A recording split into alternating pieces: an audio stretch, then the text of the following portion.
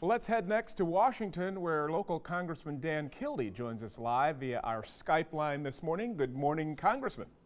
Good morning, Joel. How are you? Very good. Let's begin with the State of the Union address. What did you think about what the president said about creating new jobs? How can the president and Congress create some jobs?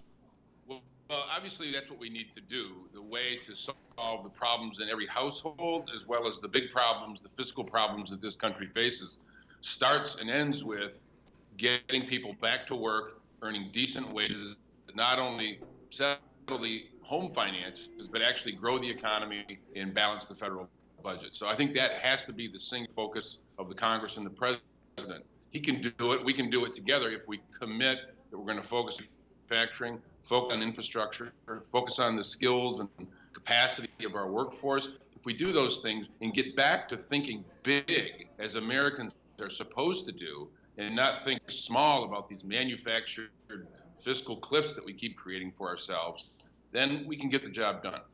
As you know, in our area, General Motors just announced they're closing 2 local plants. In light of all that, what do you make of that?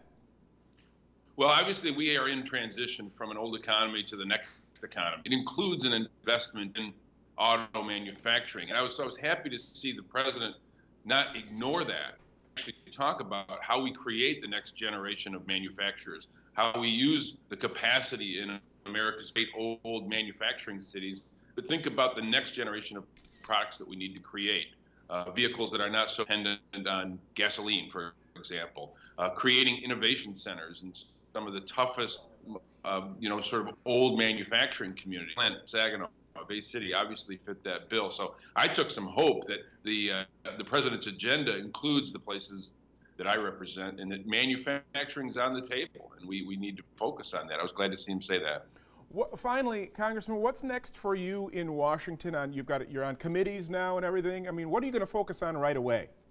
Well, immediately in the next few days, we've got to focus on housing. We've had hearings in the Financial Services Committee on the FHA. I've got 2 bills that I co-sponsored that the president mentioned last night: the Violence Against Women Act and the Paycheck Fairness Act. I want to see those through, but I want to focus on the kinds of policies that helps rebuild cities like Flint, Saginaw, Bay City, East Tawas, Oscoda, my district. All right, Congressman, thank you for joining us this morning. Congressman Dan Kildee from the Flint Township area joining us live via Skype this morning for more.